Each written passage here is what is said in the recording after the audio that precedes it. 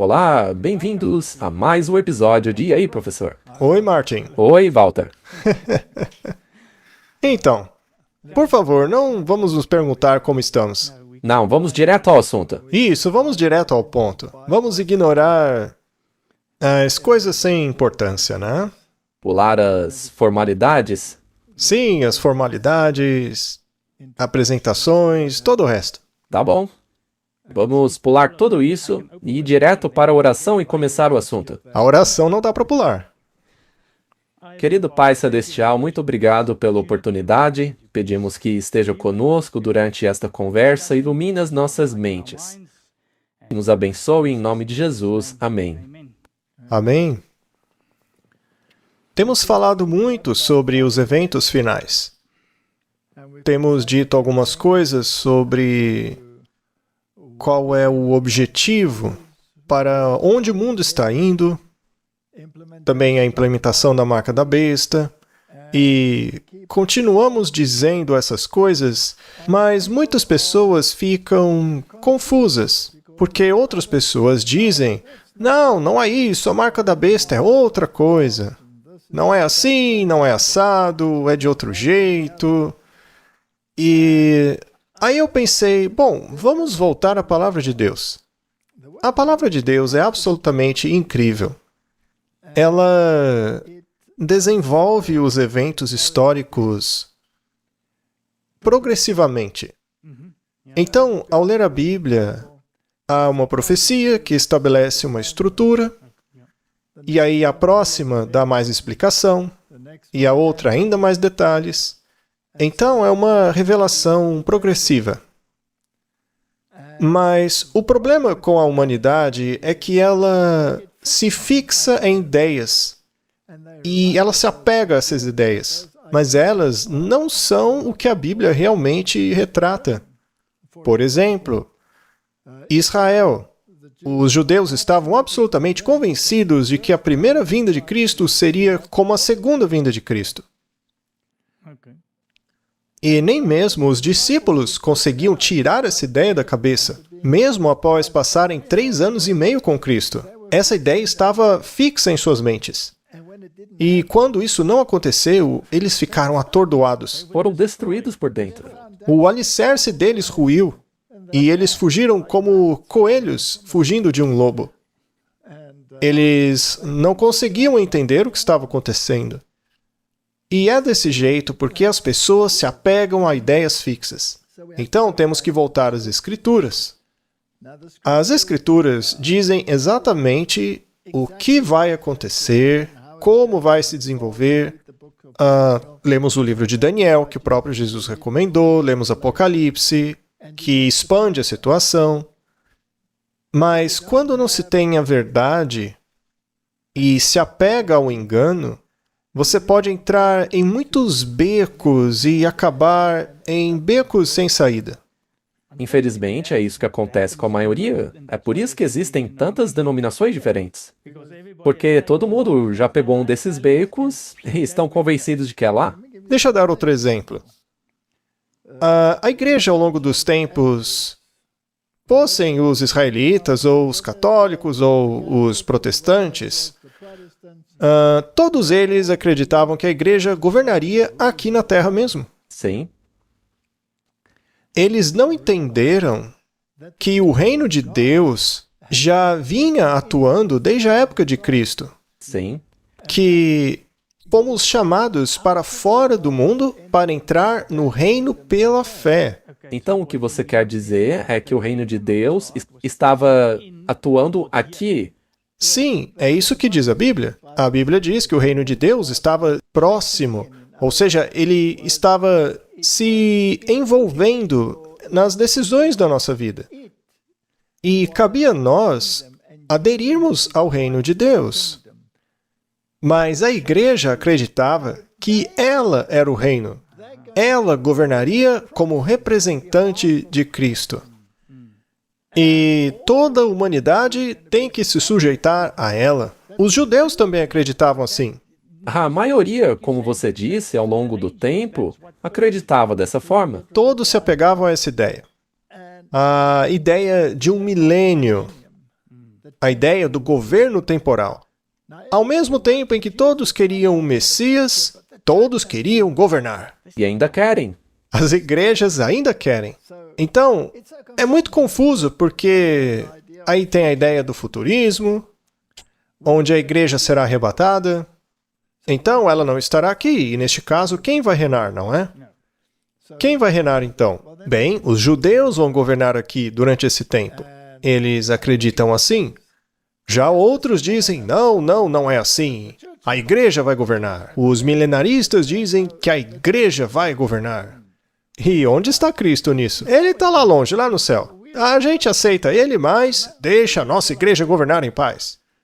É em nome dele, né? Em nome dele, mas a gente governa.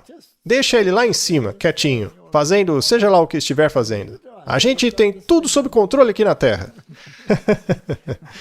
A Bíblia é cheia de histórias como essa, na verdade. Então, esse é o grande problema da humanidade. Essa noção fixa de que vai ser assim. Mas eu estava lendo esse livro aqui, Martin.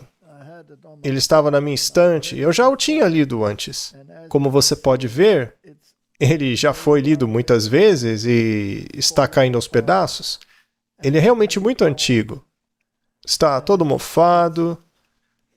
Mas eu gosto. Eu adoro esses livros mofados. O nome dele é A Aproximação do Fim da Era, de Grayton Guinness. O fim da era se aproxima. O que vai acontecer no fim dos tempos? Esse livro está literalmente caindo aos pedaços, mas isso não importa. Eu ainda consigo lê-lo. Eu acho interessante que... Bom, isso daqui, naturalmente, era um teólogo da Igreja da Inglaterra, que também escreveu o livro Romanismo e a Reforma, que são estudos excelentes. E eu estava lendo esse livro sobre a aproximação do fim dos tempos e a ideia do que aconteceria. Será que Cristo vai governar? A igreja vai governar? Eles têm essa noção do milênio, na qual a igreja estará no controle. E essa ideia estava no catolicismo, também estava no protestantismo. Essa ideia de dominação está também nos Estados Unidos da América, atualmente. Curioso, não é mesmo? Satanás também não teve a mesma ideia? Isso, exatamente. Ele mesmo não queria ser o governante? Exatamente, ele quer ser o governante. Ele quer ser a autoridade máxima aqui. Mas, de qualquer forma, a ideia desse milênio temporal, onde a igreja governa, estava tão fixa na mente deste teólogo, e ele leu muitos livros e artigos de teólogos sobre este assunto. Ele estudou, estudou e estudou. E quanto mais ele estudava, mais confuso ele ficava. Está escrito aqui nas páginas introdutórias deste livro. Você pode ver que está bem marcado aqui. Alguém marcou isso antes de mim. Não sei por que marcaram isso, mas enfim. Marcaram de forma que você nem consegue ler. Mas ele finalmente decidiu que deixaria esses teólogos de lado. Ele foi estudar a Bíblia. Somente a Bíblia. Nada além da Bíblia. E ele chegou à conclusão de que a Bíblia ensina claramente uma vinda pré-milenar de Cristo, quando os reis do mundo serão eliminados e Cristo governará. E ele constatou que em nenhum lugar a Bíblia diz que alguém reinará aqui embaixo. Mas então ele pensou, mas alguém precisa governar aqui embaixo. Será que não está em algum lugar na Bíblia? Mas uma coisa é certa, ele virá antes do milênio. E diz aqui neste livro que ele estava absolutamente convencido disso, porque a Bíblia deixava isso muito claro. Mas voltando a essa questão da igreja governando aqui na Terra durante o milênio, ele não conseguia encontrar isso na Bíblia. Então veja como essas ideias se apegam em nossa mente. São tradições e ideias que acreditamos por não estudarmos por nós mesmos. Por não estudarmos por nós mesmos. De qualquer forma, esse homem tinha absoluta clareza sobre o que Daniel ensinou sobre o anticristo. Ele tem alguns pontos interessantes sobre isso, inclusive. Ele diz que a Bíblia é muito precisa, é muito clara sobre este assunto. E não deixa dúvidas a esse respeito. Ele entendeu que a prostituta é uma igreja e que na testa dela está escrito Babilônia, a mãe das prostitutas e das abominações da terra. Aí ele fez um estudo sobre esta palavra abominação, que aliás nós, independentemente, fizemos outro dia. Falamos sobre a abominação da desolação. E chegamos à conclusão de que sempre que a Bíblia fala sobre abominação, fala sobre idolatria. E a nossa única fonte desse estudo foi a Bíblia. Concluímos isso apenas a partir da Bíblia. E, curiosamente, ele chegou à mesma conclusão. Então, se ela é a mãe das abominações, uma de suas principais características é a idolatria. E ele diz, como podem negar isso? Eles fazem procissões com a hoste, dizendo que é Deus, que aquele pãozinho deve ser venerado. Mas será que Deus é aquele pedaço de pão?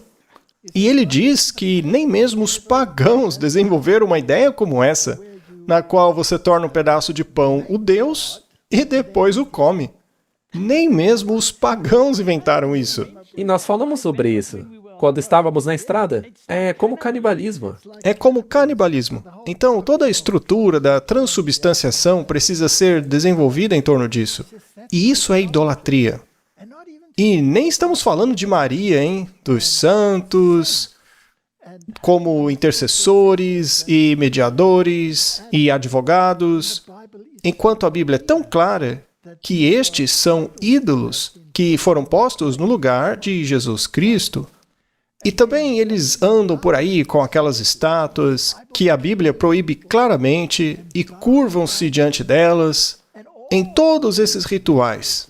E falaremos sobre isso daqui a pouco. Mas o autor do livro diz, como eles não enxergam isso? O mais surpreendente é que a humanidade parece estar entorpecida. Ela se esqueceu dessas coisas. Se esqueceu da imagem clara que o protestantismo tinha sobre a idolatria que Roma praticava e que esta era considerada o anticristo. E os reformadores todos acreditavam nisso. Então, como funciona? O que realmente acontece no fim dos tempos? Como funciona a restauração? Para onde isso está nos levando? Como podemos conciliar isso com os eventos atuais? Esta é a questão. Bom, a Bíblia não é apenas um livro profético literal. É também um livro de tipologias, de simbolismos e exemplos.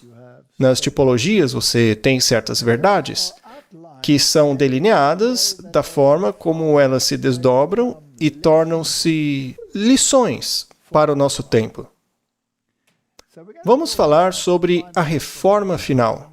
Eu vou pegar um livro da Bíblia, na verdade, 2 livros da Bíblia. Veremos o livro de Esdras e o livro de Neemias. Originalmente, era apenas um livro. Neemias e Esdras não eram divididos.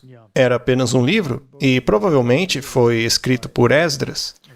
Talvez um ajuste ou outro foi feito por outra pessoa, mas Esdras foi o escriba que o escreveu. Agora, por que temos 2 livros? Porque Jerônimo, quando compilou a Vulgata para a Igreja Católica, o dividiu em 2. Mas dividir esse livro em 2 não é nenhum problema sério. Contanto que você não tire... Contanto que você não tire nada. Mas originalmente é 1. Então vamos considerá-lo assim, ok? Vamos lidar com os 2 juntos. Mas trata-se da história pós-exílio. E se seguirmos a linha lógica do simbolismo e da tipologia, então deveríamos ser capazes de descobrir do que se tratam os eventos dos últimos dias. A Bíblia é incrível nesse sentido.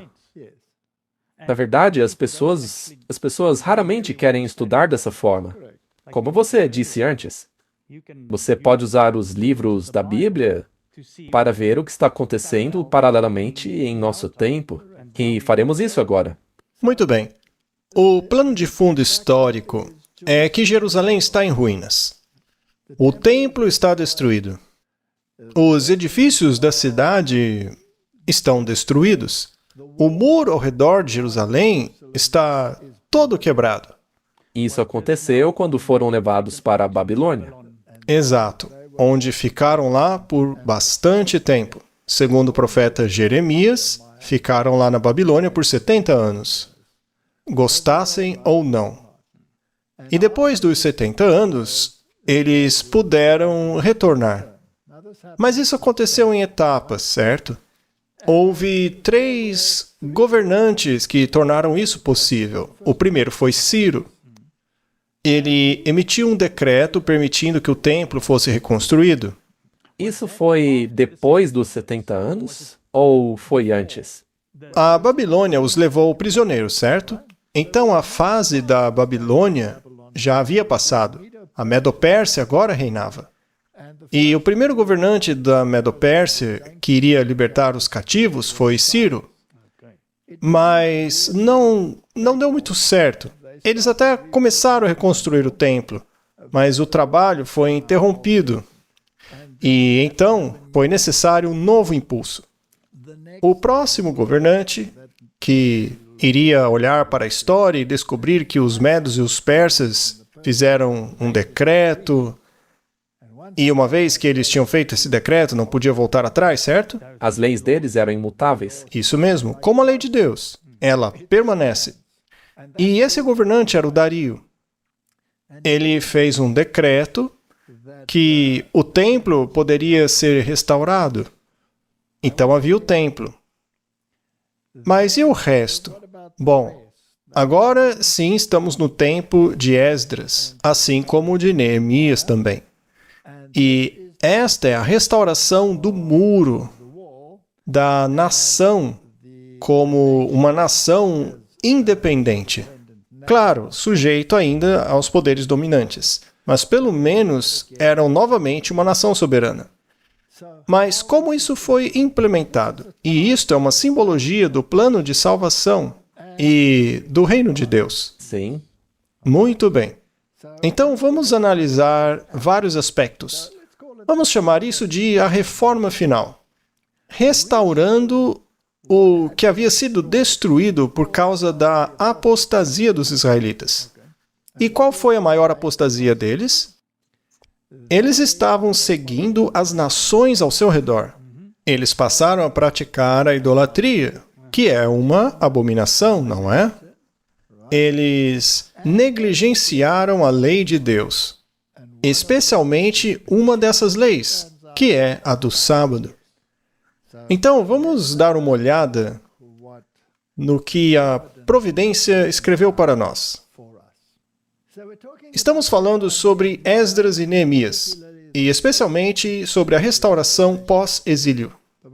Mas antes de chegarmos lá, vamos a Coríntios. 1 Coríntios 2:5. Diz assim: para que a vossa fé não se apoiasse na sabedoria dos homens, mas no poder de Deus. Lembre-se que os homens têm certos ideais, eles têm certas expectativas, e normalmente isso envolve poder, não é mesmo? É sempre uma questão de egoísmo. Portanto, nossa sabedoria não deve estar na sabedoria dos homens. Capítulo 3, verso 11. Porque ninguém pode lançar outro fundamento além do que já está posto, o qual é Jesus Cristo. Sua fé deve ser centrada em Cristo. Ele é a pedra angular. Tudo deve ser baseado nele. Versículo 12. E se alguém sobre este fundamento edificar um edifício de ouro, prata, pedras preciosas, madeira, feno, palha, a obra de cada um se manifestará, porque o dia a demonstrará, porque será revelada pelo fogo. E o fogo provará qual seja a obra de cada um. E se a obra de alguém sobre ela permanecer, este receberá a recompensa. Bom, o que podemos construir sobre o fundamento de Cristo? Bem, podemos construir algo de ouro. Significa caráter. Pode desenvolver o seu caráter. A prata é purificada em uma fornalha da aflição. Assim, você pode desenvolver um bom caráter suportando pacientemente a aflição. Pedras preciosas. Elas refletem a luz do doador da luz. Mas você também pode construir com madeira, feno e palha. Mas quando o fogo chega, isso desaparece, não é? Bom, então alguns construtores estão utilizando material duradouro. Estes desenvolvem seu caráter de acordo com Cristo. Eles devem ser capazes de viver na fornalha da aflição e usá-la para um fim positivo, para que possam refletir o brilho da glória de Cristo. Ou eles podem construir com madeira, feno e palha, e tudo queimará. Então isso realmente mostra que tipo de atitude você tem quando você começa a construir o seu caráter. Exato. E acho que João Batista resumiu muito bem. Ele, Jesus, deve aumentar e eu devo diminuir. Mas a humanidade acha que ela deve aumentar e que Jesus deve diminuir. Os homens também querem a bênção de Deus enquanto dominam sobre outros? Correto? Muito bem. Então isso será testado. E aqueles que construíram corretamente, estes serão recompensados. A recompensa é a vida eterna, certo? Então Paulo deixa bem claro que a igreja, os membros da igreja, são o templo. São pedras vivas dentro do templo. Mas alguns deles podem ser de madeira, feno e palha. Então você terá esse tipo de gente na igreja. É interessante, porque isso é importante de se falar.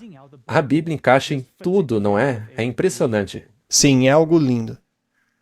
Bom, vamos direto para Esdras para analisá-lo à medida que avançamos os capítulos. Vamos apenas destacar um versículo aqui, outro ali, não vamos passar por tudo, tá? Senão ia demorar muito.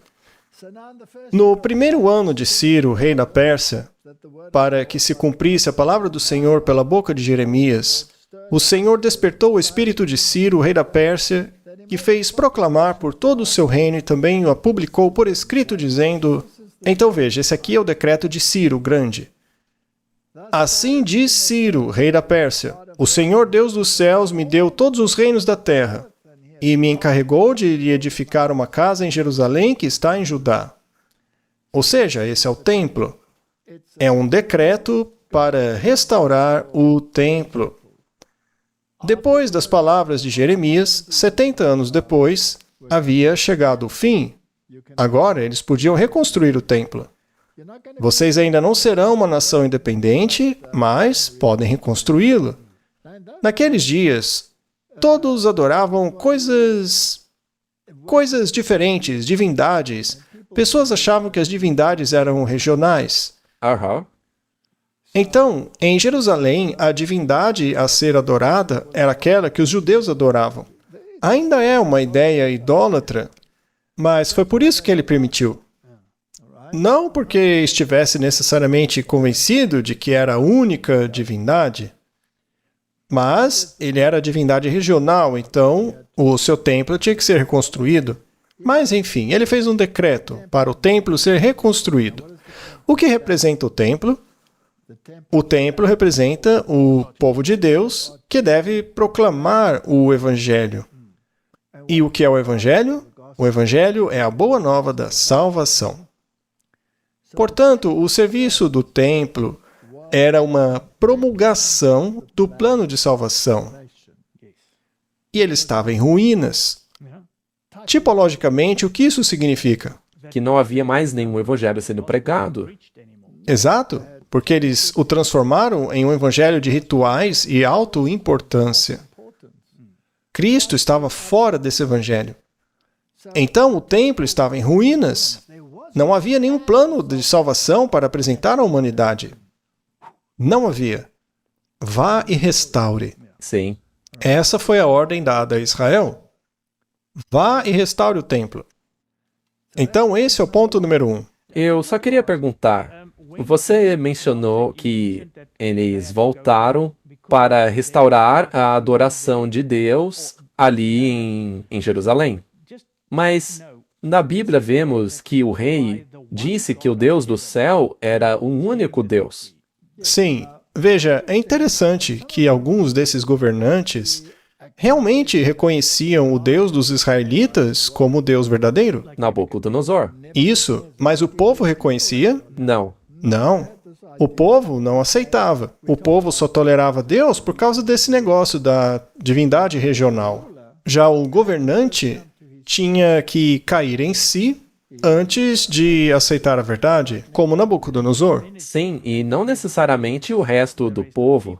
Correto, porque quando ele foi confrontado pela primeira vez com a ideia de que Deus determina o que acontece na Terra, ele não aceitou. Ele fez a estátua dourada de cima a baixo. Eu vou me opor a essa divindade, porque eu sou o máximo. Ele ainda não tinha aceitado direito, porque ele ainda fez outro decreto obrigando a todos a adorarem o Deus de Daniel e seus amigos. Correto? E foi por isso que ele teve que passar por aquele momento no qual comeu grama. Pois é, ele passou anos comendo barrinhas de cereais e grama. Pois é, Martin. O mais interessante é que funcionou, ele caiu em si. Talvez não tenha sido uma má ideia. Também tem lá o filho pródigo, não é? Que saiu de casa, se afastou do seu pai, e quando estava lá com os porcos, também só comia leguminosas. Vegetais, isso? E aí a ficha dele caiu. Não vamos falar muito de vegetais, senão as pessoas vão desligar e parar de assistir. Mas o interessante é isso. O que aconteceu em consequência a esse decreto? Muito bem. Então se levantaram os chefes dos pais de Judá e Benjamim, e os sacerdotes e os levitas, com todos aqueles cujo espírito Deus havia suscitado para subirem a edificar a casa do Senhor que está em Jerusalém. Tipologicamente falando, seria restaurar o evangelho, pois ele havia se tornado um lugar idólatra. O evangelho naquele lugar havia se perdido. O rei Ciro também tirou os utensílios da casa do Senhor, que Nabucodonosor havia tirado de Jerusalém, e os tinha colocado na casa dos seus deuses. Portanto, esses vasos foram cuidadosamente preservados por Deus, mesmo em templos pagãos. Interessante? Eu acho que eles se assustaram um pouco pelo que aconteceu ali no banquete de Belsazar, você não acha? Com certeza. E é interessante que aqueles vasos e os ornamentos e os móveis representavam alguma coisa. Eles tinham um valor tipológico e tinham que ser restaurados no seu lugar correto. Então devemos analisar como essa restauração deveria ocorrer. A primeira coisa que eles fizeram, Martin, lemos lá em Esdras 3:2. A primeira coisa que eles restauraram foi o seguinte: então se levantou Yeshua, filho de Josafá, e seus irmãos, os sacerdotes, e Zorobabel, filho de Saltiel, e seus irmãos, e edificaram o altar do Deus de Israel, para oferecer sobre ele holocaustos, como está escrito na lei de Moisés, o homem de Deus. Então a primeira coisa a ser restaurada foi o altar. Sim. O que representa o altar? A crucificação de Cristo. Representa a cruz de Cristo. Então o altar estava em ruínas. Eles acabaram se perdendo nestes sacrifícios e outras questões sem perceber o que tudo isso significava. Restaure o altar. Agora, vamos nos perguntar historicamente. Houve um tempo em que esse tipo, o que aconteceu com Israel literal, pode ser aplicado ao Israel espiritual de hoje, à igreja? A resposta é sim. Houve um tempo em que a igreja tornou-se tão idólatra que o altar foi destruído, o plano de salvação se foi. Cristo foi posto de lado, assim como os israelitas haviam colocado de lado a pedra fundamental. E não sabiam o que fazer com ela, mas isso teve que ser restaurado. Bem, Martinho Lutero escreveu a obra O Cativeiro Babilônico da Igreja é uma de suas famosas obras. Bom, nesta obra, Martinho Lutero argumentava que a Igreja Católica Romana, assim como a antiga Babilônia, havia mantido a Igreja cativa, principalmente por meio de seu sistema sacramental.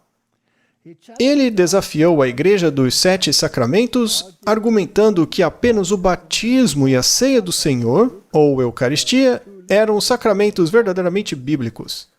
Lutero criticou o mau uso dos sacramentos pela Igreja para controlar e coagir indivíduos, argumentando que a promessa e a fé do Evangelho deveriam ser o fundamento da vida cristã, de acordo com a Reforma Luterana.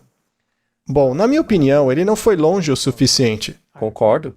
Porque um sacramento, no pensamento católico, é um meio para a salvação. É uma coisa baseada em obras? Se você frequenta a missa, Isso te salva. você está se salvando. Se você for ao confessionário, você está se salvando assim. Qualquer um dos sacramentos, como eles diziam, era salvacionista. E isso é idolatria. Então, na minha opinião, não existe sacramento. Concordo? Não existe salvação em sacramento nenhum. E Martinho Lutero demorou um pouco para se livrar da ideia da transubstanciação. E isso, com certeza, é uma prática idólatra. O pão era apenas um símbolo, representava aquilo que Cristo fez. E não é uma coisa que nos salva se fizermos hoje. Então, no fim das contas, não tem que ter sacramento nenhum. O único que nos salva é Cristo. Mas ele descobriu que a Babilônia havia mantido Israel cativo. E assim, Roma, que na Bíblia é chamada de Babilônia, a mãe das prostitutas, manteve a igreja prisioneira. E o altar foi destruído. Então a primeira coisa a ser restaurada é o altar. Foi aí que entrou o protestantismo. Eles se distanciaram da idolatria. Eles jogaram fora as estátuas, o altar de oferendas, trouxe Cristo de volta como o único meio de salvação. O altar espiritual. Exatamente. Então, a reforma final, pós-exílio. Enquanto os judeus estavam exilados na Babilônia, o cristianismo estava exilado no catolicismo romano. Era assim que os reformadores entendiam esta tipologia. Então, a reforma final começa com a recolocação de Cristo no centro da cena. Faz sentido? Totalmente. Muito bem, mas não para por aí. Temos que continuar a ler esse livro? Bom, agora eles estão reconstruindo o templo. O templo representa todo o plano de salvação, lembra-se? Você tinha o pátio externo, a justiça de Cristo cobrindo você quando você entrava pela porta, que é Cristo. Você tinha o altar, Cristo é o cordeiro sacrificial, que deve ser restaurado. Ele vai lavar você, aí você entra no lugar santo, depois no lugar santíssimo. Todo o plano de salvação está exposto ali. E isso tem que ser restaurado. Tudo isso. Sim. Porque a coisa toda, em sua totalidade, é uma referência a Cristo. Tudo é uma coisa só. Correto. Vamos analisar essa restauração pós-exílio. Em outras palavras, o governo pagão católico romano pós-Idade Média. Esdras 3, versículo 8. No segundo ano da sua chegada à casa de Deus em Jerusalém, no segundo mês, Zorobabel, filho de Sealtiel, e Jesuá, filho de Josadaque, e o restante dos seus irmãos, os sacerdotes e os levitas, e todos os que tinham vindo do cativeiro para Jerusalém, deram início às obras dos levitas, de 20 anos para cima, e designaram os levitas da idade de 20 anos para cima para liderarem a obra da casa do Senhor. Ou seja, montaram a estrutura da igreja. Isso é muito importante. Então, tipologicamente, eles colocaram os sacerdotes no lugar, porque o tipo ainda não havia encontrado o antitipo. A oferta tinha que acontecer ainda. Mas se aplicarmos isso à nossa igreja, significa colocando em ordem o que a igreja tem que fazer. Os ministros, o trabalho que eles têm que desempenhar, a proclamação do Evangelho, o plano de salvação, tudo isso tem que ser restaurado. É reorganizar a coisa toda. E o que eles fizeram? Eles cantaram juntos, sucessivamente, louvando e dando graças ao Senhor. A Reforma Protestante criou os grandes hinos da Reforma, não foi mesmo? Sim, muitos hinos. Martinho Lutero escreveu hinos. E o que foi que o catolicismo fez? Tudo tinha que ser um mantra, uma coisa mística. Era este misticismo, aquele ambiente que cativava as pessoas. Não a mensagem da palavra de Deus. As pessoas eram atraídas pelos sentimentos. Pela emoção. Então, aí vem a Reforma Protestante. E temos esse boom no mundo com relação à música. E os hinos começam a se tornar significativos. Na verdade, cantava-se doutrina, certo? Castelo forte é o nosso Deus. Bom, independentemente de como tudo começou, o protestantismo abandonou o mantra. Sim.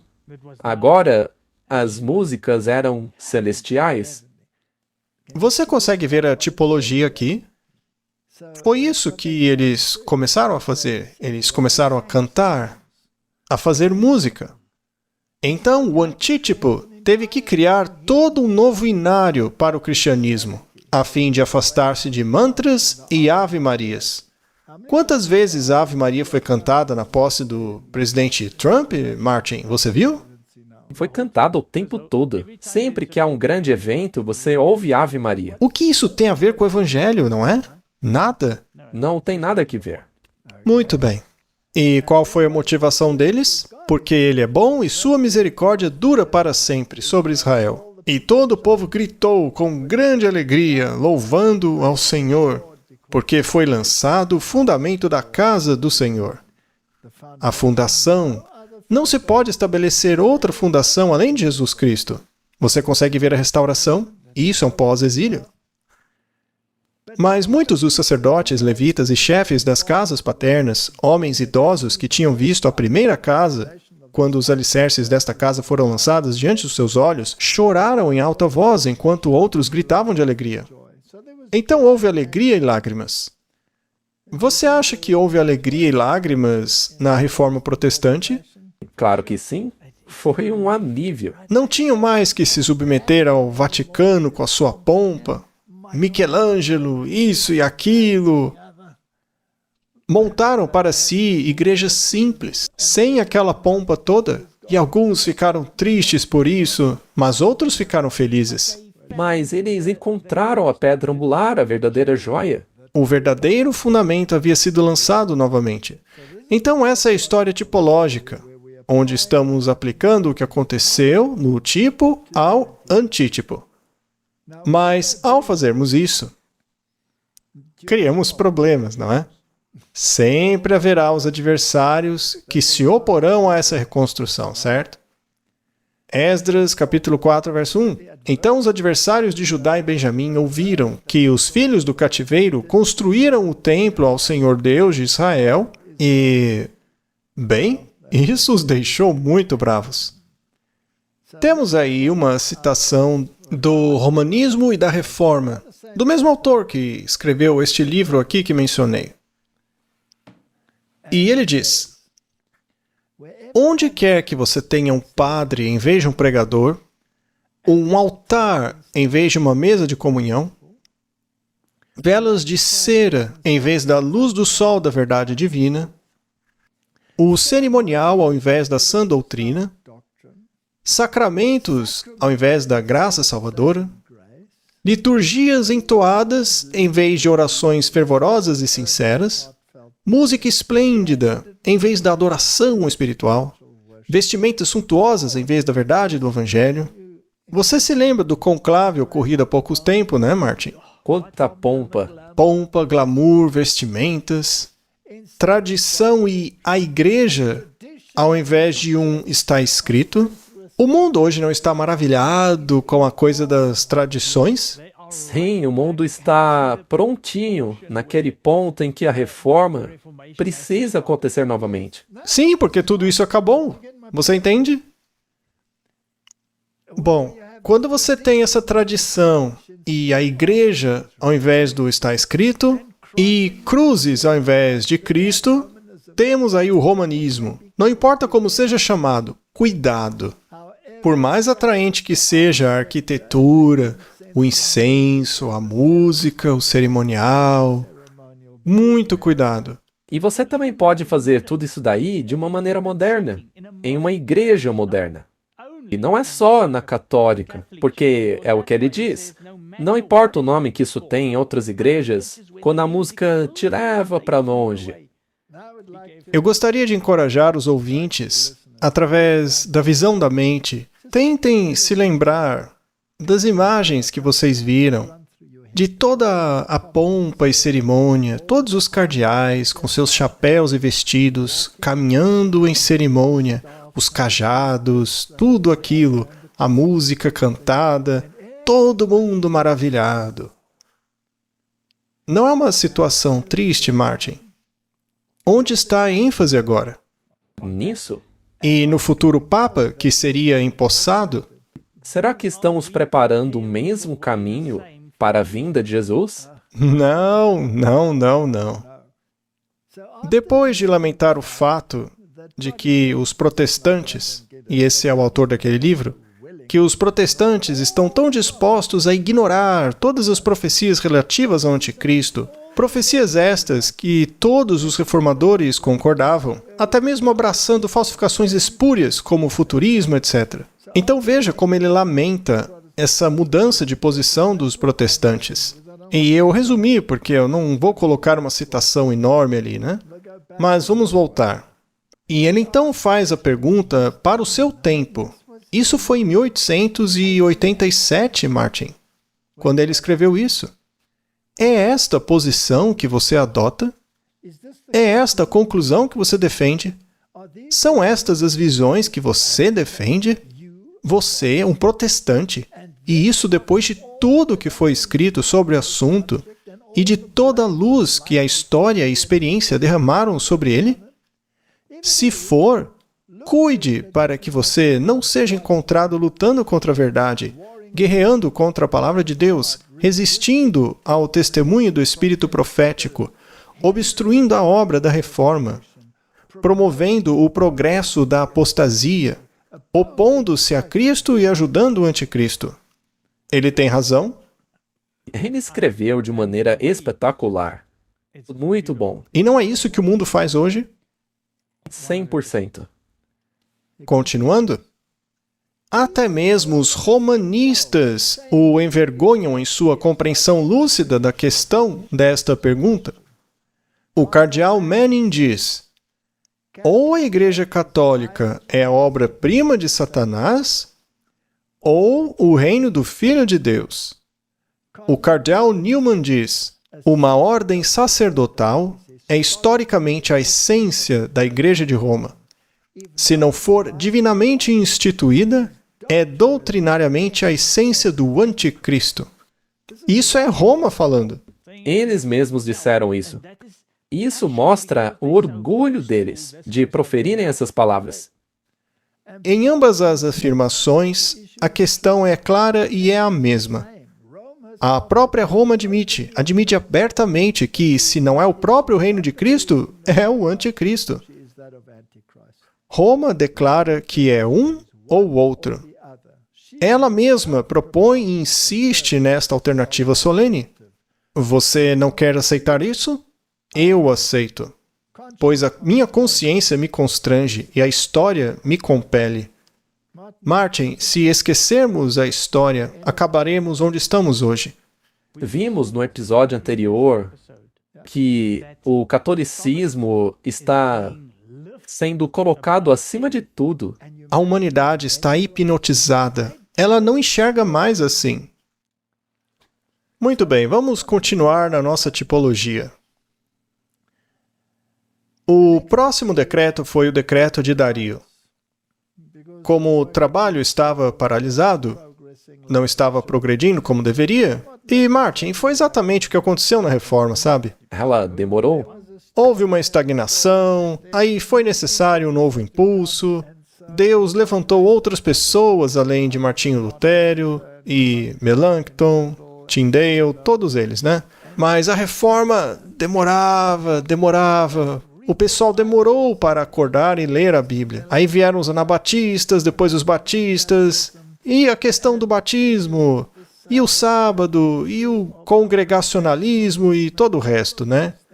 Aí Wesley disse, não precisamos fazer mais. O templo de Deus também é o corpo. Deve ser mantido saudável. Aí discutiram sobre a lei de Deus, todas essas questões. Foi um caos, né? Então foi necessário um segundo decreto. Esdras, capítulo 6, versículo 1. Então o rei Dario baixou um decreto, e foi feita uma busca na casa dos rolos, onde os tesouros estavam depositados na Babilônia. E ali em Esdras 6, 7. Deixem a obra desta casa de Deus em paz, que o governador dos judeus e os anciãos dos judeus construam essa casa de Deus em seu lugar. Parem de se opor, disse Dario. Deixem construírem a casa. Pare a oposição. Construa a casa. E isso não aconteceu na reforma? Sim. Estamos seguindo tipologicamente, passo a passo, a reforma. Não é à toa que a Bíblia diz que não há nada de novo debaixo do sol. Isso mesmo. Mas alguns dizem, vocês são loucos, porque a gente acha que esses detalhes são importantes, e tem o sábado, isso e aquilo. Apenas aguente firme, estude a tipologia, veja onde ela te leva. Isso é a palavra de Deus. Sim, isso está na Bíblia. Bem, é um pouquinho apoiado em uma explicação de como é aplicado por Gratan Guinness. Mas se baseia na palavra de Deus. Agora, vamos ler o versículo 8. Aqui é Dario falando. Além disso, eu faço um decreto sobre o que vocês devem fazer com os anciãos desses judeus para a construção desta casa de Deus. Que dos bens do rei, isto é, do tributo daquele lugar além do rio, as despesas sejam imediatamente pagas a estes homens para que não sejam impedidos. Ou seja, coloquem ordem na coisa. Comecem a construir uma estrutura ordenada. Certifique-se de que a distribuição de meios seja devidamente controlada. Ou seja, organize uma igreja. Não é incrível? Toda vez que eles tentam fazer algo, Deus os traz de volta para a ordem, a estruturação, a organização, mesmo que tenha problemas. E essa é a segunda vez que ele faz isso. A primeira organização também não teve problemas? Sim, sempre há problemas. Ainda assim, Deus exige organização. Sim, a igreja tem que ser ordenada e estruturada, organizada. Então, será que precisamos dela ou podemos falar, que se dane a igreja, vou apenas seguir o Espírito? Bom, seguindo as duas tipologias, eu não concordo com isso. Muito bem, Martin. Vamos avançar aqui. Mas isso é fascinante para mim, Martin. Finalmente, então, o templo é restaurado. O que isso significa? Quer dizer que Cristo estava de volta ao centro. Comece pelo altar. Este é o seu sacrifício. Não essa idolatria, essa pompa, esse glamour, todas essas besteiras. Comece com o essencial. E o que envolveu a primeira celebração? A Páscoa foi celebrada. Sim, porque Jesus é o centro. O que representa a Páscoa? Cristo crucificado. Eis o Cordeiro de Deus que tira o pecado do mundo. Este é Jesus. Muito bem, capítulo 6. E os filhos do cativeiro celebraram a Páscoa no 14º dia do primeiro mês. Ou seja, eles seguiram as regras. Pois os sacerdotes e os levitas estavam purificados juntos. Todos estavam puros. E sacrificaram a Páscoa por todos os filhos do cativeiro, e por seus irmãos, os sacerdotes, e por si mesmos. E os filhos de Israel, que saíram do cativeiro e que se haviam separado da imundícia da terra dos gentios para buscarem o Senhor Deus de Israel, comeram. Muito bem, Martin. Quem foi que comeu? Todos aqueles que se separaram. Só que falar em separação, Martin, é um palavrão hoje em dia. Hoje a palavra é ecumenismo. Dizer que quer se separar é coisa feia hoje. Vamos nos unir pelo ecumenismo, não se separem. Mas Deus diz, separem-se. Ele até mesmo diz, separado para a lei. Mas vamos falar disso já já. Então o que aconteceu aqui foi que Cristo voltou a ser o centro da fé. O que aconteceu na Reforma? A idolatria foi varrida do mapa e Cristo estava de volta ao centro. É claro que isso não foi bem aceito. Aí, no movimento de Oxford, eles trouxeram de volta as estátuas idólatras, trouxeram de volta o altar, trouxeram a missa de volta. Até o Grayton Guinness diz, o que aconteceu? Não é? O que aconteceu? Como podemos não enxergar tudo isso? Como é possível uma coisa dessas? Mas a reforma parou aí? Não. Não, ainda havia trabalho a ser feito, não é? Capítulo 7. Depois destas coisas, no reinado de Artaxerxes, rei da Pérsia. Bom, então saímos do decreto de Ciro, já passamos pelo decreto de Dario, agora vem o terceiro decreto, o de Artaxerxes. Esse decreto não se aplicava ao templo, porque o templo já havia sido restaurado sob os decretos de Ciro e Dario. Esse decreto era para que Jerusalém fosse reconstruída. Reconstruída com muros, casas para morar. O que isso significa, Martin? O que isso quer dizer? Não pode estar apenas na Bíblia como um simples fato histórico que, deveria ter uma reconstrução de prédios ali. Bom, eles tinham colocado Cristo no centro, mas algo tinha que ser acrescentado. Exato. Então, Esdras, filho de Seraías, filho de Azarias, filho de Ilquias. Tem uma longa lista aqui que eu não vou entrar em detalhes. Vamos para o verso 6. Este Esdras subiu da Babilônia, e ele era um hábil escriba na lei de Moisés. Ou seja, Martin, agora voltamos à Bíblia. A Bíblia é central. A palavra de Deus é um ponto central. Sola Escritura. E como Roma reagiu a isso? Não. Nunca. Tradição? Meu avô fazia assim. Eu não vou mudar. Tinham que voltar à palavra que Deus havia dado, e não um papa. Essa também é uma afirmação surpreendente, que a lei de Moisés também foi dada por Deus a Moisés. Isso. Não foi uma lei que Moisés tirou da cabeça. E o rei concedeu-lhe todos os seus pedidos, segundo a mão do Senhor seu Deus sobre ele. Então, quem realmente lhe concedeu seus pedidos? Deus. Deus. O rei pagão foi um instrumento, mas foi Deus quem fez tudo. Há uma história muito interessante em torno desse rei e toda a história de Esther e tudo mais. Houve influência de Deus, foi brilhante a forma como tudo foi organizado, mas não temos tempo para dar detalhes sobre isso. Então, por que isso aconteceu? Vamos dar uma olhada. Pois Esdras tinha preparado seu coração para buscar a lei do Senhor, e para cumpri-la, e para ensinar a Israel os seus estatutos e juízos. Ou seja, voltem para o que Deus disse, e não ao que a tradição humana diz. Esta é a cópia da carta que o rei Artaxerxes deu a Esdras, o sacerdote, escriba das palavras dos mandamentos do Senhor e dos seus estatutos para Israel. Voltem para a palavra. Faça o que Deus diz. Mas haverá opositores? Claro que sim. Este é um muro que você tem que construir novamente. Agora estamos chegando na fase do muro, certo? Temos que fazer um muro. Portanto, precisamos de outro decreto que vem de Deus. Restaure o muro. Muito bem. Então, Esdras reuniu o povo e colocou o sacerdócio em ordem. Então ele começou a iniciar reformas. O povo ainda estava paganizado. Sem dúvida. Ainda não tinham tirado aquele lixo da cabeça. Cada um meio que fazia o que queria. E então Esdras começa a preocupar-se com casamentos mistos. Nós também temos que colocar isso, que é um tipo, dentro de um contexto antitipológico. Quando estas coisas acabaram, os príncipes vieram a mim dizendo: o povo de Israel e os sacerdotes e os levitas não se separaram dos povos daquelas terras, praticando conforme as suas abominações, isto é, dos cananeus, dos heteus, perizeus, jebuseus, amonitas, moabitas, egípcios e amorreus. O paganismo ainda estava na cabeça deles.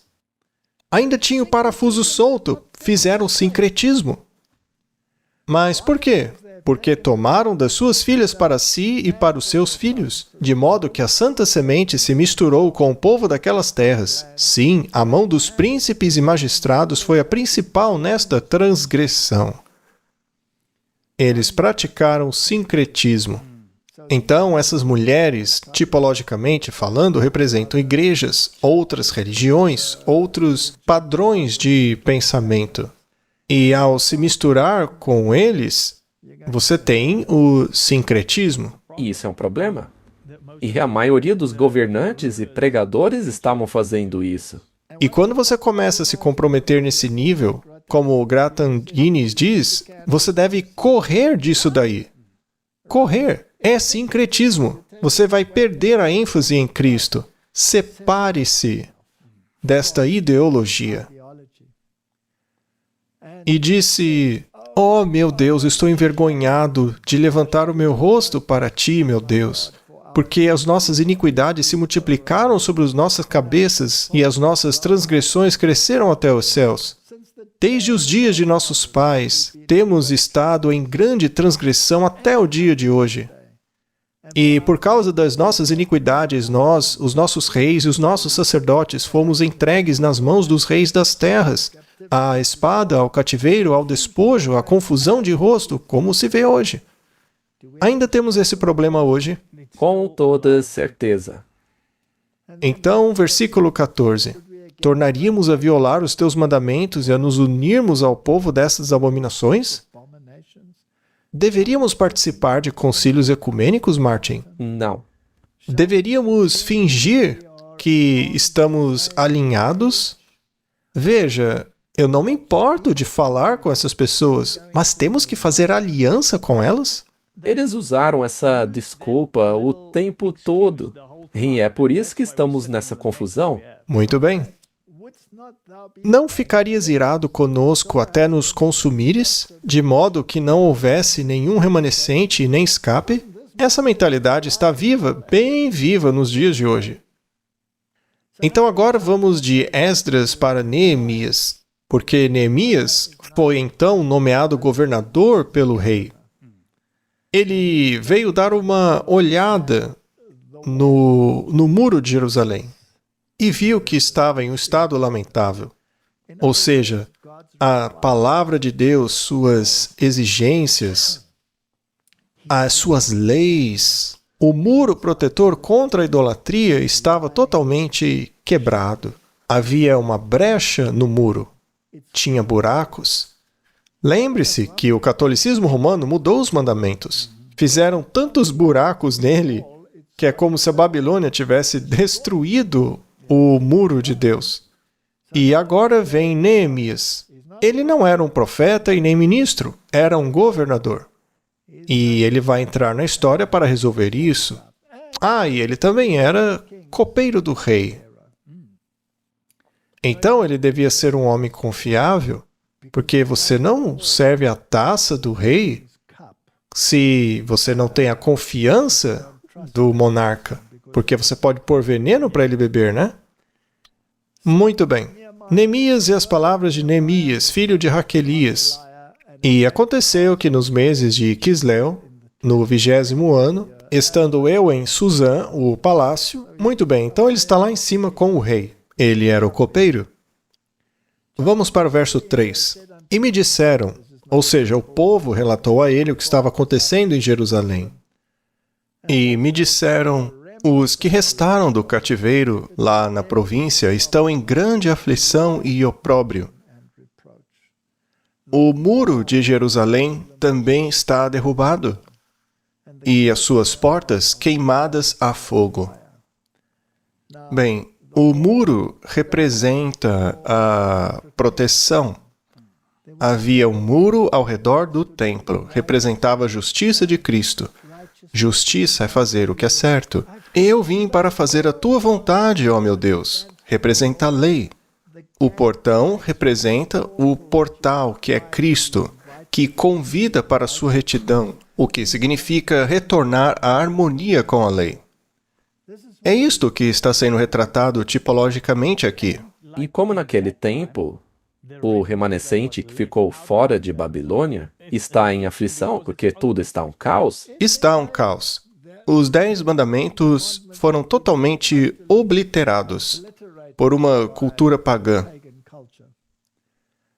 E eu disse, rogo-te, Senhor Deus dos céus, Deus grande e terrível, que guardas a aliança e a misericórdia para com os que te amam e guardam os seus mandamentos. Você vê a tipologia aí? Então, Martin, será que nós estamos loucos ao dizer que temos que guardar os mandamentos? claro que não. Não como meio de salvação, porque pela lei ninguém será salvo. Mas porque Cristo nos salvou, o resultado dessa salvação é a harmonia com a lei. Tudo isso mostra que primeiro se coloca Cristo no centro das coisas e depois vem o muro. Perfeita análise. Muito bem. Isaías 58:12 diz que isso iria acontecer em algum momento no futuro, porque lembre-se, ele estava antes do exílio. O texto diz assim, e os que saírem de ti edificarão os lugares antigamente assolados. Tu levantarás os fundamentos de muitas gerações, e serás chamado reparador de brechas, restaurador de veredas para habitar. Todo governo tem uma lei. O reino de Deus tem uma lei. E estava destruída. Precisava ser restaurada? É incrível como as pessoas querem aceitar a Cristo como Senhor, mas não querem a lei do Senhor. Não, eles não querem construir o muro. As pessoas não querem o governo de Jesus. Elas querem governar elas mesmas. Fique aí no céu, Jesus. A gente cuida do governo aqui.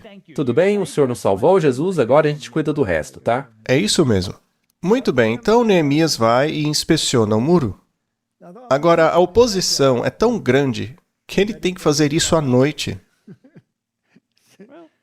Ai, Martin, olha só que ponto chegou. Teve que fazer à noite. E houve um período de nossa história chamado Idade das Trevas.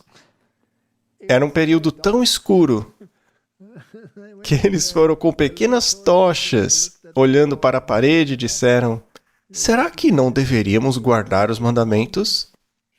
Wesley disse isso. O Karlstadt disse, e o sábado? Tem um buraco nesse muro aqui. Aí eles ficaram chateados. Com o seu próprio povo. Eles ficaram muito chateados. E os arrastaram pelas ruas, arrancaram suas barbas, espancaram-nos, roubavam as coisas deles. Então o pobre Neemias teve que fazer isso durante a noite. Neemias 2, versículo 9. Então fui ao governador além do rio e lhe entreguei as cartas do rei. O rei havia enviado comigo capitães do exército e cavaleiros. Veja só, Martin, há um pouco de demonstração de força aqui. Então Deus envia seus anjos com você e diz, eu quero que isso seja resolvido. Exatamente. Agora, quando Sambalate, e sempre tem um Sambalate, né? Quando Sambalate, o Horonita, e Tobias, o servo amonita, ouviram isso, ficaram muito tristes por ter vindo um homem buscar o bem-estar dos filhos de Israel. O que está vendo aqui? Bem, um Horonita e um Amonita. Estas pessoas eram, de certa forma, afiliadas às religiões abraâmicas. E ficaram chateadas. Na Idade Média, depois que o protestantismo restaurou algumas dessas coisas e alguém apareceu com uma nova ideia, os protestantes não ficaram chateados? Com certeza. Muito mesmo. Os católicos também ficaram chateados. Os dois grupos ficaram. Foram cercados. Deixaram todos chateados. Contei como a mão do meu Deus foi boa para comigo, como também as palavras que o rei me havia dito. E eles disseram, levantemo-nos e edifiquemos. E fortaleceram as suas mãos para esta boa obra. Aqui Neemias está falando para o povo. Ele quer encorajá-los, quer que esqueçam toda a oposição. Porém, quando Zambalate, o Aronita, e Tobias, o servo amonita, e Gesem, o árabe, ouviram isso, parece que os opositores foram buscar ainda mais reforços, não é verdade? Riram-se de nós e desprezaram-nos e disseram: que é isto que fazeis? Vos rebelareis contra o rei? É interessante, não é? É sempre assim. Os israelitas, os judeus também não disseram que Jesus estava se rebelando contra César? Sim?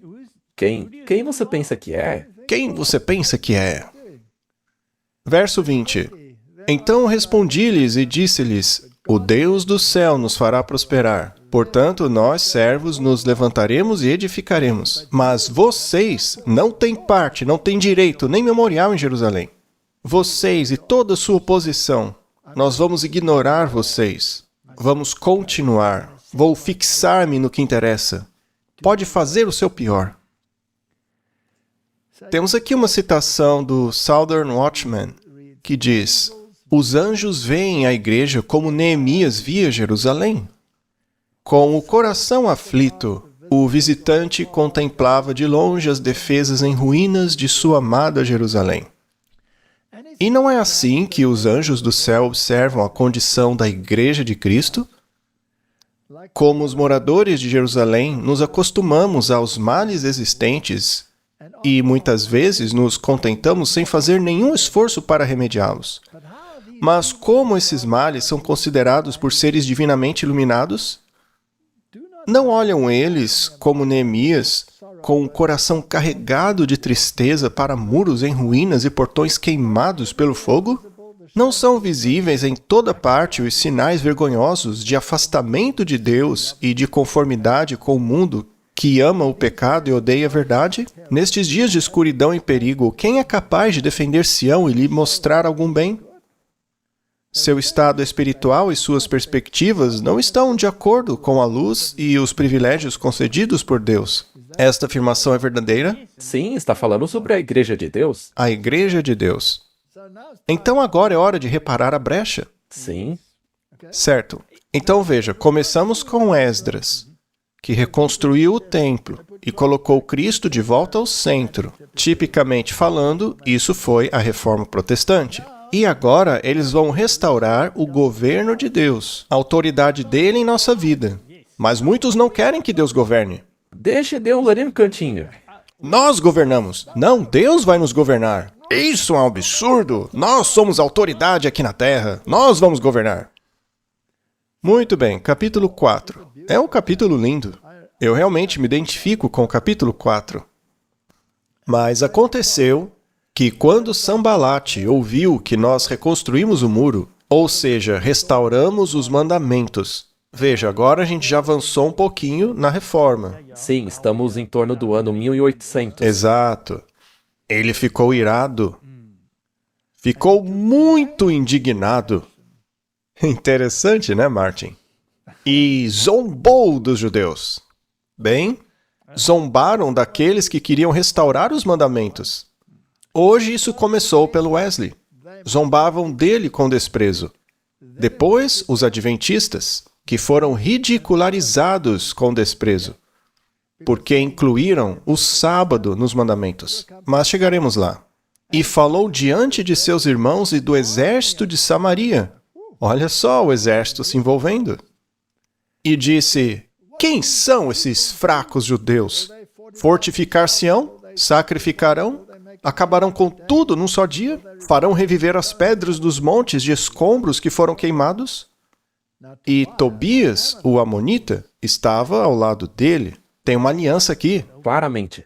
E disse: o que eles edificarem, até mesmo se uma raposa subir, derrubará o seu muro de pedras. Isso é muito parecido com o catolicismo e o protestantismo, aliando-se contra aqueles que querem reparar a violação. Tem uma comparação perfeita. É exatamente isso. E lembre-se, Sambalá era de Samaria, e Samaria era puro sincretismo. Isso é o catolicismo. Muito bem. E Tobias, o amonita, estava ao lado dele. estavam juntos. Verso 4. Ouve, ó nosso Deus, porque somos desprezados, e faze recair o seu opróbrio sobre a sua cabeça, e entrega-os por presa na terra do cativeiro. Esta foi a oração de Neemias, e essa deve ser a nossa oração. Como foi que eles reconstruíram? Eles tinham a espada em uma mão e uma pá de pedreiro na outra. Portanto, eu coloquei nas partes mais baixas, atrás do muro, e nos lugares mais altos, e coloquei o povo segundo suas famílias, com suas espadas, as suas lanças e os seus arcos. E levantei e olhei, e disse aos nobres, aos líderes e ao restante do povo, não tenham medo deles. Lembrem-se do Senhor, que é grande e terrível, e pelejem por seus irmãos, seus filhos, suas filhas, suas mulheres e suas casas. Estamos em guerra? Sim. Aqueles que edificavam o muro e aqueles que carregavam as cargas, todos eles com uma mão faziam a obra e com a outra mão seguravam uma arma. Martin, veja só, eu tenho aqui uma ótima arma. Esta é a nossa arma. Hoje a nossa missão é lutar pelo Senhor, mas ao mesmo tempo construir um muro forte para Ele. Estamos construindo o muro. Não podemos parar de reconstruir o muro. Mas isso trará oposição, a oposição do catolicismo e do protestantismo. Sambalá e Tobias vão se aliar contra nós. E até mesmo dentro do muro haverá oposição. Pura verdade, Martin. Nós já vamos falar sobre isso. Essas tipologias são incríveis. Eu amo. Muito bem. Então, Satanás ainda usa desprezo e escárnio. Isso aí é de um comentário bíblico. E diz assim, a experiência de Neemias se repete na história do povo de Deus neste tempo. Ora, ora, ora. Então veja, é uma confirmação do que estamos dizendo. Aqueles que trabalham pela causa da verdade descobrirão que não podem fazer isso sem excitar a ira dos seus inimigos, tanto de dentro como os de fora. Isso porque alguns de dentro estão construindo com madeira, feno e palha. Exato. Embora tenham sido chamados por Deus para a obra na qual estão engajados, e seu caminho seja provado por Ele, não poderão escapar da reprovação e do escárnio. Serão denunciados como visionários, inconfiáveis, ardilosos, hipócritas, qualquer coisa que sirva aos propósitos de seus inimigos. As coisas mais sagradas serão representadas sob uma luz ridícula, a fim de divertir os ímpios. Uma pequena dose de sarcasmo, unido à inveja, ciúme, impiedade e ódio, é suficiente para excitar a alegria do escarnecedor profano. E esses bufões presunçosos aguçam a engenhosidade uns dos outros e encorajam uns aos outros em sua obra blasfema. O desprezo e o escárnio são de fato dolorosos para a natureza humana, mas devem ser suportados por todos os que são fiéis a Deus. A política de Satanás é desviar as almas da obra que o Senhor lhes confiou. Sabe, Martin, tenho recebido muitas mensagens de ódio ultimamente. Eu estava pensando exatamente nesta parte. Walter White, bandido ou mocinho? Eles escrevem coisas assim. É interessante. O problema é que, quando eu leio isso, eu vejo esses acusadores. Sim, eles estão em toda parte. E eu vejo o espírito que os está conduzindo. Porque, como já dissemos aqui, essas pessoas querem construir o reino de Deus aqui nessa terra. Eles se consideram as autoridades e governadores. Sim, é exatamente isso. Então vamos continuar esta saga, porque está ficando muito interessante. Da mesma forma, ao mesmo tempo, eu disse ao povo, cada um com o seu servo deve alojar-se em Jerusalém, para que durante a noite possa ser um guarda para nós e trabalhar durante o dia. Precisamos estar em Jerusalém. E o que representa Jerusalém? O povo de Deus. Martin, temos que ficar na igreja. É claro. Mas na igreja só tem gente perfeita? Claro que não. E veja, em nenhum momento dessa história, Neemias disse para o pessoal ir embora de Jerusalém. Afinal, Jerusalém estava cheia de apostasia, o muro derrubado e tudo mais. Então, vamos embora disso. E hoje muitos vão embora e ficam do lado de fora de Jerusalém. Portanto, nem eu, nem meus irmãos, nem meus servos, nem os homens da guarda que me seguiram, nenhum de nós tiramos as roupas, exceto para lavá-las. Olha só. Isso é lindo. Que tipologia é essa, Martin? 1 Pedro 1,13. Portanto, cingindo os lombos do vosso entendimento, sede sóbrios e esperai inteiramente na graça que se vos oferece na revelação de Jesus Cristo. Portanto, Martin, essa tipologia tem um significado mais profundo. E Lucas 12:35. Estejam cingidos os vossos lombos e acesas as vossas candeias. Guarde as suas vestes de justiça. Que é a justiça de Cristo. Se quiser lavá-las, lave-as no sangue. Exato. Muito bem, a conspiração contra Neemias. Ah, Martin, as conspirações. Não tem conspiração, né? Para eles, somos apenas teóricos da conspiração. Neemias 6, versículo 1. E aconteceu quando Sambalate, Tobias e Gesem, o árabe, e o resto dos nossos inimigos... Olha, Martin, está ficando mundial o negócio. Será que também será assim conosco? Quando toda essa gente aí ouviu que eu havia construído o muro e que não havia mais nenhuma brecha nele, embora naquele tempo eu não tivesse colocado as portas sobre os portões, que Sambalate e Gesem me mandaram dizer: venha, encontremo-nos em alguma das aldeias da planície de Ono. Mas o que eles estavam planejando era me fazer mal. Interessante. Mas lhes enviei mensagens dizendo: eu estou fazendo um ótimo trabalho aqui, eu não posso descer. Por que cessaria o meu trabalho para descer até vós? Não podemos dar ouvido a essas pessoas. Não. Nós devemos tentar trazê-las até nós, em nossa obra de construir o muro. Mas na maioria das vezes eles dizem: não, não queremos. Não vamos nos unir a vocês. Não, obrigado. Vou ficar fora do muro e construir o meu próprio reino. Vamos construir o nosso próprio império. E depois vamos matá-lo, como se mata uma mosca quando pousa na minha mesa. E eles também alegam que têm as verdadeiras vestes purificadas. Isso é muito interessante, Martin. Neemias 6,17. E naqueles dias os nobres de Judá E lavamos nós. enviaram cartas a Tobias. Sim, pessoas do próprio povo. E Tobias, por sua vez, enviou cartas para eles. Martin, as cartas nos concílios ecumênicos estavam a todo vapor. E eu li algumas. Lamentamos por Neemias estar irritando vocês. Nós pedimos desculpas. Na história, Neemias disse a Sambala, que representa o prelado católico de hoje: não, eu não vou até você. Mas aí alguns nobres pensaram: mas como vamos desprezar uma pessoa importante dessas? Agora, Martin, será que eu vou abandonar a igreja porque alguns nobres dela enviaram cartas a Sambala? É claro que não. Muito bem. Isso seria aceitar a derrota. Eu até escrevi lá embaixo no slide: sério? Será que eu vou desistir da obra porque alguns nobres de Judá quiseram se unir a eles? Como eu disse, claro que não. Não faz sentido, eu vou ficar. Se os nobres quiserem, podem ir. Mas eu não, eu vou construir o muro. Eu vou construir o muro.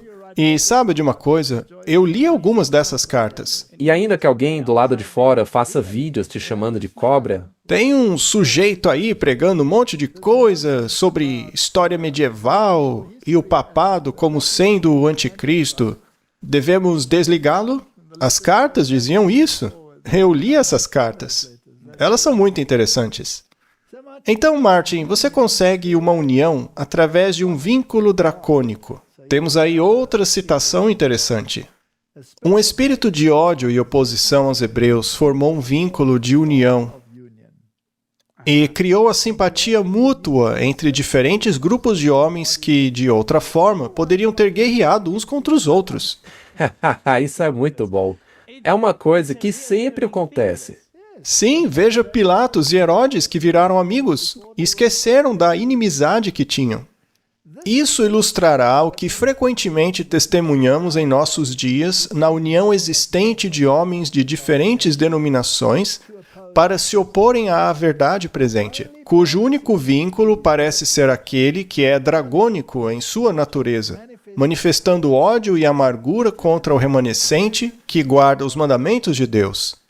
Ainda assim, fizemos nossa oração ao nosso Deus e montamos uma guarda contra eles dia e noite por causa deles. A tipologia não é absolutamente clara, Martin? Claro que é. Aí o próximo ponto é que Esdras lê a lei. Por que ele fez isso, Martin? Capítulo 8, verso 1. E todo o povo se reuniu como um só homem até a rua que estava diante do portão das águas. E falaram ao escriba Esdras que trouxesse o livro da lei de Moisés, que o Senhor havia ordenado a Israel. E Esdras, o sacerdote, trouxe a lei perante a congregação, tanto de homens como de mulheres, e de todos os que podiam ouvir com entendimento no primeiro dia do 7º mês. Então eles montaram um palanque, um pouco alto, para que todos pudessem vê-lo, e disse: ouçam o que diz a palavra de Deus. E se você tiver meio neurônio, obedeça o que diz esta palavra. E os que tinham entendimento ouviram. E isso deixou Sambalá e Tobias irritadíssimos, porque não podem ir contra a palavra. A palavra do Senhor é claríssima. Eu sou o Senhor. Eu não vim revogar a lei.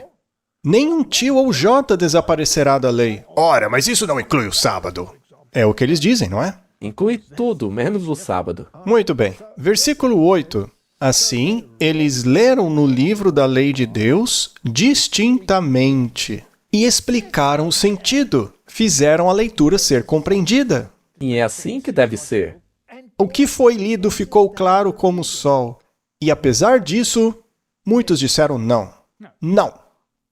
Não se encaixa com os meus planos. Não. O ministério que eu conduzo é o perfeito. Pode continuar na sua igreja apóstata. Tá bom, então vá embora e leve suas cartas para Tobias. Mas o que eles fizeram, Martin? Eles celebraram a festa das barracas. Onde estamos agora na história? Isso deve ser um pouco antes de irmos para o céu, porque representa a vinda de Cristo. O que acontece agora? E no segundo dia se reuniram os chefes dos pais da casa do povo, os sacerdotes, os levitas, Esdras, os escribas, para entender as palavras da lei. E acharam escrito na lei que o Senhor havia ordenado por intermédio de Moisés que os filhos de Israel habitassem cabanas na festa do 7º mês, que representava a saída dos israelitas do Egito, que por sua vez representa também a nossa saída deste mundo para o céu. E a descendência de Israel se separou de todos os estrangeiros. Isso será difícil para qualquer um hoje em dia. E se pôs de pé e confessou os seus pecados e as iniquidades de seus pais. E levantaram-se nos seus lugares e leram no livro da lei do Senhor, seu Deus, 1/4 parte do dia. E a outra 4ª parte confessaram e adoraram ao Senhor, seu Deus. E por tudo isso fazemos um pacto firme e o escrevemos. E os nossos príncipes, os levitas e os sacerdotes o selaram. Martin, haverá príncipes e levitas e sacerdotes que farão uma aliança. Com certeza. Alguns vão apoiar a reconstrução, querendo que as coisas entrem nos eixos. Mas outros vão escrever cartas para Tobias. E daí? É problema deles. Deixa eles escreverem as cartas. Capítulo 12. E na dedicação do muro de Jerusalém, eles procuraram os levitas de todos os seus lugares para trazê-los a Jerusalém para celebrar a dedicação com alegria, tanto com ações de graça como com cânticos, com símbolos, com saltérios e harpas. Não foi o que aconteceu quando descobriram a centralidade de Cristo? Exatamente. E não podia ser de outra forma. Quando você realmente entende que Cristo está no centro, então você deixará de lado todas as outras coisas. Quando você descobre os princípios do governo dele e quer entrar em harmonia com isso, você não vai celebrar com cânticos e harpas? Isso é natural. Muito bem, Martin. Agora, qual será a reforma final? De acordo com essa tipologia, vamos fazer um passo a passo e ninguém vai poder dizer que não é a palavra de Deus. É como Aquele texto lá faz sentido. Muito bem. Então chegamos ao último capítulo, Neemias 13. E naquele dia eles leram o livro de Moisés na audiência do povo. E nele foi achado escrito que os amonitas e os moabitas não deveriam entrar na congregação de Deus para sempre. A menos, é claro, que se convertam. Sim, Ruth era uma moabita. eles não podem entrar como amonitas. E isso, não queremos amonitas aqui, nem moabitas. Seus deuses ficam do lado de fora. Se quiserem entrar, entrem como povo de Deus, passando a obedecer à lei dele. Aí sim são bem-vindos. Mas quem quiser continuar se apegando a ideias amonitas e moabitas, fiquem do lado de fora. Não queremos ecumenismo, não queremos paganismo. Não faremos concessões. Continuando. E Eliasibe, o sacerdote que tinha supervisão da câmara da casa do nosso Deus, era aliado de Tobias. Que era amonita. O que está acontecendo aqui? Então o sacerdote se aliou a Tobias e preparou para ele uma grande câmara, onde outrora se depositavam as ofertas de cereais, o incenso, utensílios, dízimos do trigo, do vinho novo, do azeite, que se ordenava que fossem dados aos levitas, aos cantores, aos porteiros e as ofertas dos sacerdotes, ou seja, nas finanças do templo. Exatamente. Era onde ficavam os dízimos, as ofertas e todo o restante. Que ideia genial, não? Ah, lá está ele, o amonita, com suas ideias amonitas, administrando as finanças da igreja. Mas é claro que isso não aconteceria hoje, né? Não, claro que não. Vamos continuar lendo. Neemias 13, versículo 7. E eu, chegando a Jerusalém, fiquei sabendo do que Eliasabe fizera com Tobias, preparando-lhe uma câmara nos átrios da casa de Deus. Imagine a reação de Neemias. Como fizeram isso? E isso me entristeceu muito. Sim, Martin, essas coisas vão nos indignar. Isso é normal. Então lancei fora da câmara todos os utensílios domésticos de Tobias. Mais cedo ou mais tarde, Martin, ele vai cair fora. Ele será removido. O texto não diz que temos que ir embora da igreja porque Tobias chegou. E nem porque o sacerdote estava em conluio com ele. Exato, quem tem que sair não é a gente, é ele. É óbvio. Não existe uma tipologia aí. Com certeza. Martin, isso é fascinante. E aí vem a reforma final. Naqueles dias, eu e Judá vimos alguns pisando lagares no sábado, trazendo feixes, carregando jumentos, como também vinho, uvas e figos e toda sorte de cargas que traziam a Jerusalém no dia de sábado. E eu testifiquei contra eles no dia em que vendiam mantimentos. Também habitavam ali homens de Tiro. Estes representam a economia mundial. E eles estavam lá, em Jerusalém, que traziam seus peixes e toda a mercadoria e as vendiam no sábado aos filhos de Judá em Jerusalém. Então eu contendi com os nobres de Judá, contra quem ele brigou, Os nobres. e disse a eles: que mal é este que fazeis, profanando o dia de sábado? Não fizeram assim os vossos pais, e não trouxe o nosso Deus todo este mal sobre nós e sobre esta cidade? Contudo, vós aumentais a ira sobre Israel, profanando o sábado. E ele tirou aquele povo dali, e consagrou aquela área ao redor de Jerusalém. Fez dali um lugar santo, e disse aos comerciantes: se cruzarem esta barreira, terão que lidar com as consequências. E, segundo a Bíblia, um dia os exércitos de Roma pisariam ali, naquele lugar santo, naquela barreira, aquela região. Ou seja, colocariam lá a sua bandeira, as suas normas, o falso sábado no lugar do verdadeiro. Mas isso aí identifica com toda clareza a reforma final do período pós-exílio, com o seu tipo e o seu antítipo. A obra da reforma concluída por Zorobabel, Esdras e Neemias representa uma imagem da obra de restauração espiritual dos últimos dias da história desta terra. Por meio do remanescente de Israel, Deus propôs preservar na terra um conhecimento de si mesmo. Eles eram os guardiões da verdadeira adoração e dos textos sagrados. Independentemente de Tobias, Sambalá ou qualquer outro líder que fica mandando cartas ecumênicas, independentemente de qualquer bobagem que os nobres faziam, independentemente dos erros dos sacerdotes, enquanto eles mantivessem a lei, seriam guardiões da verdade. Eram os guardiões da verdadeira adoração, os guardiões dos textos sagrados. Forte era a oposição que eles tinham que enfrentar, pesados os fardos suportados pelos líderes, mas esses homens avançavam firmemente confiantes em Deus, crendo que Ele faria sua verdade triunfar. A restauração espiritual da qual a obra nos dias de Neemias era símbolo é delineada nas palavras de Isaías. As tuas antigas ruínas serão reconstruídas.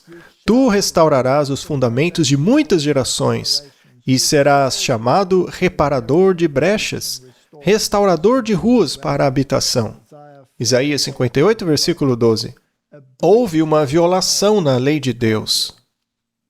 O muro que ele colocou ao redor de seus escolhidos para sua proteção e obediência, cujos preceitos de justiça, verdade e pureza devem ser sua salvaguarda perpétua. O profeta destaca o trabalho específico deste povo remanescente que constrói o muro. Se desviares o teu pé do sábado, de fazer a tua vontade no meu santo dia, e chamares ao sábado deleitoso e ao santo dia do Senhor digno de honra, se honrares não seguindo os teus caminhos, nem buscando tua própria vontade, nem falando coisas vãs, então te deleitarás no Senhor. Martin, essa não é a reforma final? Sim, e estamos bem ali. A tipologia mostra isso claramente? Que está na Bíblia. É isso.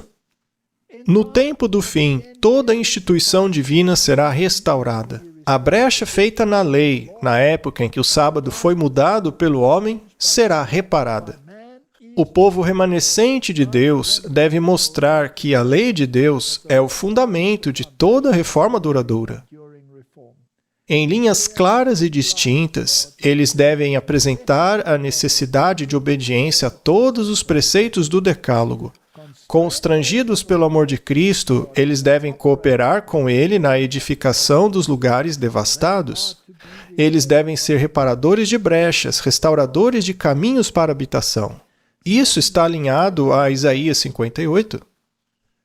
E eles serão de ti, e edificarão os lugares antigamente assolados. Se desviar o seu pé do sábado, versículo 13, de fazer a tua vontade no meu santo dia. Martin, isso não é conjectura. Isso é bíblico.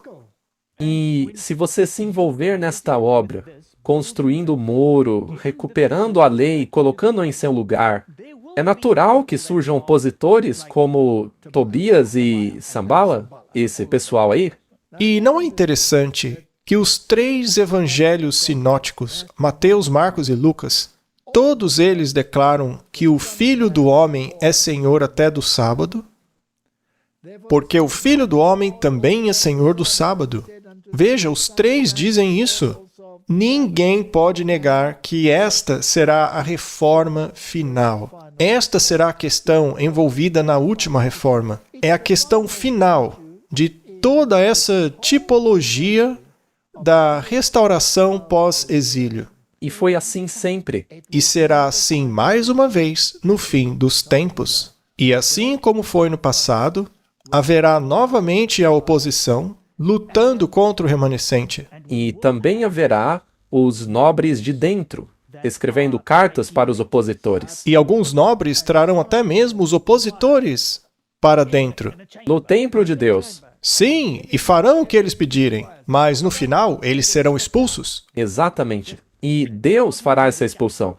Com certeza. Então, se a tipologia diz isso, e a história confirmou até agora, os eventos finais girarão em torno destas questões que estamos falando. Isso é bíblico. É baseado nas Escrituras. Está na lei de Deus. E tudo já está preparado. E assim cabe a nós concluir a obra. Não devemos temer os opositores. Devemos apenas trabalhar. Vamos orar. Querido Pai, obrigado por nos dar uma imagem tão clara das reformas que precisam ocorrer antes que o Senhor venha reivindicando o seu reino. Porque o Senhor reivindicará não apenas um reino, mas a lealdade do seu povo aos princípios do seu reino. E todos aqueles que se separam para a tua lei farão parte disso, contanto que reconheçam o Cordeiro que foi morto e apropriam-se da justiça dele, e não de sua própria justiça, oriunda de obras falhas e instáveis. Abençoe a todos em suas decisões. É a minha oração em nome de Jesus. Amém.